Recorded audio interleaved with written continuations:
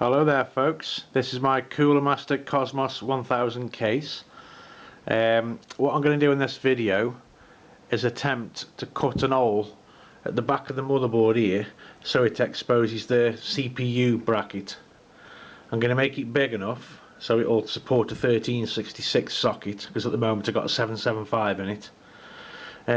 As you can see, I've already had a go at modding this before a couple of years ago. This is the first hole I drilled. Made a right pig's ear of that. Terrible job. It's because it's the first time I've ever done one, and I used those cheap hole saws off eBay for about £5, and they were crap. They just ripped the metal to shreds. I'd never use them again. That was an awful job. Then I did this one here. That turned out really neat. I used a little cone drill for that.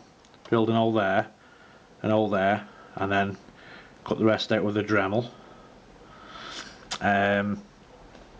As you're probably aware, the Coolermaster Cosmos case is an awesome case, but its cable management isn't the best.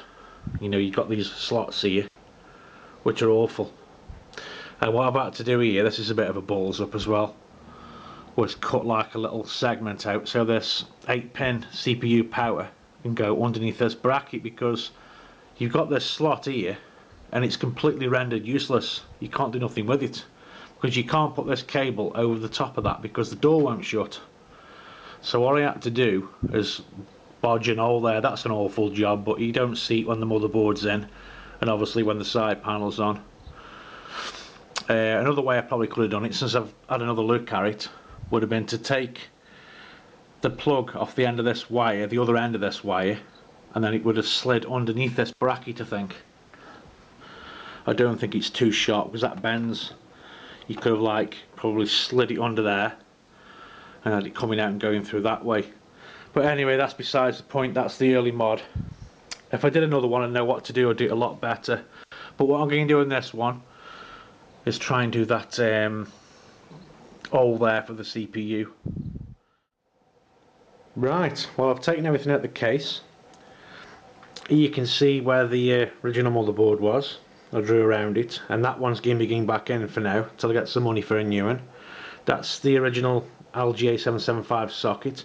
All I did is took the motherboard out, took the CPU cooler off it, put the board back in, and then obviously it'll expose the holes, and I just marked it with a black marker pen. Then joined the holes up, drilled those two there, because those are pretty much lined up, and that's the original hole there that I made a mess of. And if you look around the back, if you turn this round, I've marked it up best I can. Now it's been really tricky marking it up, because not only have I got to bear in mind fitting the original board back in, obviously I'm doing this to make it future proof, so it'll fit a 1366 socket. So I've got to keep in mind from the original motherboard, which is a 8-bit IP35 Pro, which is going back in it, but hopefully I'll be replacing that for a bit later on for an Asus Sabertooth X58. But at the end of the day, I've managed to do it. This is like a square here. It's about 130mm hole all the way around. Like I say, it's been quite tricky because there's like different manufacturers put the CPU in different locations on the motherboard. Obviously it's an ATX motherboard. All ATX motherboards have the same screw holes, so I've just used those for reference of the diagrams of the motherboard, and then just guessed this best I can. Now most of them, especially on EVGA motherboards, they come quite far across there on the bracket, so that's why I put the line here, and some are quite close to the top. But like Gigabytes and Asus seem to be more this way. But you know, I want to make it big enough, like I say, to make it future proof. Right, well that's enough of me rattling on. So what I'm going to do now is attempt to drill the holes here, here, here and here. Drill an hole and then Dremel this out. Okay, just before I start, you can see that's the original 775 bracket. That goes in the IP35 Pro, and this here, luckily I've got this, which is a 1366 bracket that came with the Coolermaster V8. That's been a godsend, because you can put it on and you can sort of manoeuvre it round within this area. do that, and also look at the manuals, so the illustrations of the motherboards that might be going in it later on. Put the two together and you get more of an idea.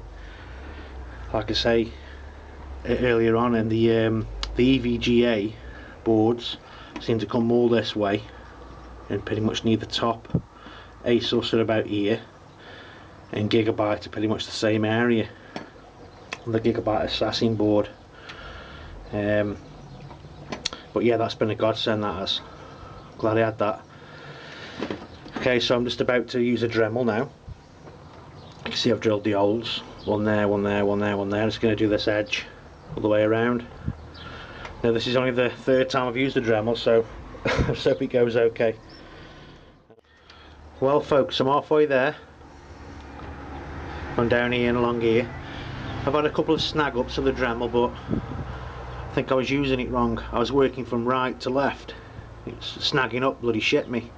But on that one, I went from left to right and it seems to be okay, touch wood. Like I say, I'm not an expert with a Dremel, but practice makes perfect, I suppose. But yeah, I'm halfway there now, so I'll be back in a minute. You can see it's gone quite neat, really. Obviously it's got to be filed after, and a nice rubber, nice edging grommet on it, which I've got. Well folks, it's done, and I'm really happy with that. That has turned out brilliant. There's a piece of cutout, and for the third attempt with the Dremel, I'm pretty impressed with that. It's gone really well. Obviously I've got to file it, tidy it up a bit and put some edging grommet around it, but I'm really pleased with that. And this Dremel, well, it's a clone of a Dremel. Got this from Aldi in the UK. It is absolutely brilliant. It's not the real thing, but I'm well impressed with it. Great little tool, worth every penny. So right, what I'm going to do here now is just hoover this off, real good hoovering off, and also get the compressor and blow any shit off it. Get every little bit of all the iron filings off it. Get it spotless. Just a bit of an update folks on this hole. I've decided to mod it a little bit more, because I've just been looking at a Sapphire X58 Pure motherboard, and the bracket for the CPU, one of the brackets practically touches a screw here. So to be on the safe side, what I've done is I've drilled another 10mm hole here, so it's just touching the top of this bar, and I've also had to drill those rivets out there so I can move the bar. Where are the others? There, and one here. I've drilled that out so I can just move it out the way. Then before I did that, I marked the line there level with that bar, sort of like marked it, removed the rivets, drilled the hole and put like a slight angle there, take that grommet off. You can see what I'm going to do, sort of like cut it straight there all the way along here, and that's the original hole on the case what I made a mess of a couple of years ago. That'll be gone now. It'll come along here. I'm going to round that with a file, so my grommet will come all the way around here, along and down. But I might have dropped a bit of a clanger with this hole. It might be a little bit too big, because when that's in place, the grommet is going to hit that bar, and if I tuck it behind the bar, it might push off when I open and close the door. We'd be catching it. So really I should have drilled that about 8mm, so it's just slightly below. But all I'll do if we have problems is I won't bother to push it over the steel. I'll just push it up to that bar once it's riveted back on. No, but you won't know the difference. And then come round here as normal. And also, while I'm talking about modding and drilling things, I'm changing this hole here as well. Because when I first did that, it was really neat, like I mentioned earlier, but when the cables are done, they are really tight. They're really, really tight, pushing into the motherboard. So I've gone really overkill here. Done a 32mm hole there with a cone drill. One there, obviously measured it all up. And I'm going to Dremel these lines out here now. And that way it's more future proof anyway. I mean, it's pointless doing that if I'm going to keep that like that, because different motherboards have their serial ATA ports in different locations, and the jumper pins are sometimes on the side of the board now. for your reset switch and power and what have you. Well, it's all dremeled out now and filed. It's turned out quite well. All the burrs are gone. You can see I've cut that piece out, gone round there, and I'm just putting this edging grommet on now. I'm going to have a few problems though going around this bendy. It's a bit sharp, so what I've done, you can actually warm this up. I put a lighter underneath it and it bends into shape, so if I get, when I come around here, I'm going to have to sort of like bend it into shape and push it on, and then just see how we can see if we can sort something with this bracket here. But I think it's going to be okay once it's in place. It'll slide underneath, and hopefully it won't hit the mechanism inside, because the springs, the clips are about here in the middle, and it's only a fraction underneath the edge.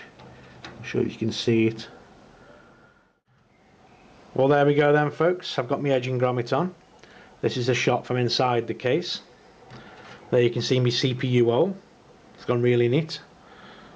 My ATX 24 pin there, and these rather large SATA connectors for the SATA leads come through. Like I say, I had to make those a little bit bigger to stop them being so tight, but it's gone really neat, that has. I'll just show you around the back. And there's the back CPU hole. It was a bit tricky around these bends here. It was a bit stiff, so I didn't use the lighter. I got myself a heat gun and kept putting that on and pushing it into place, and it's gradually moulded itself around the edges. That was a bit of a stiff one there as well, but that has gone really well. Well impressed with that. And there's the others, gone really neat.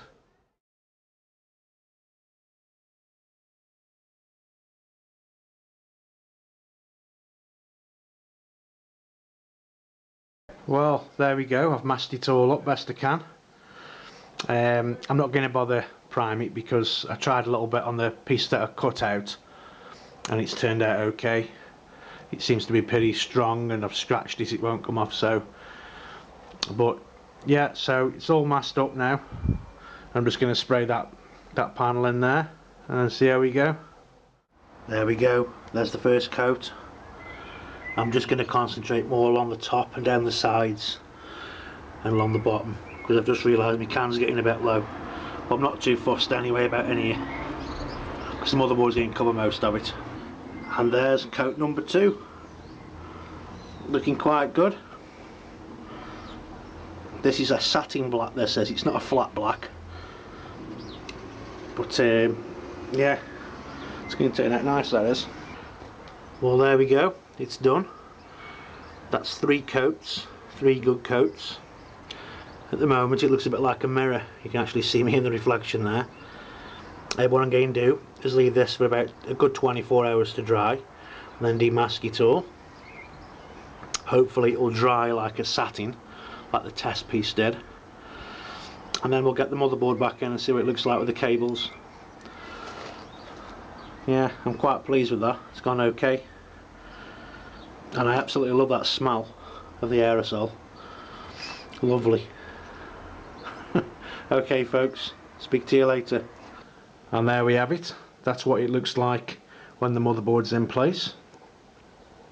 There we go. I've done my cable management. It's turned out quite well. Quite happy with that. I just wish though, with the Coolermaster Cosmos, that this gap was a bit bigger here, because it is a bit tight. Even though I've kept them all back. There goes my phone, just ignore that. Even though I've kept them all back, it's still really tight when the side panel's on, but it's okay. It all works when it's on, nothing's being crushed. But yeah, that's what it looks like. It's all done. And I've got my Lambtron touch in the front there, which is all tried and tested. Right, okay then folks. Thanks for watching this little video. I'll speak to you soon. Bye bye.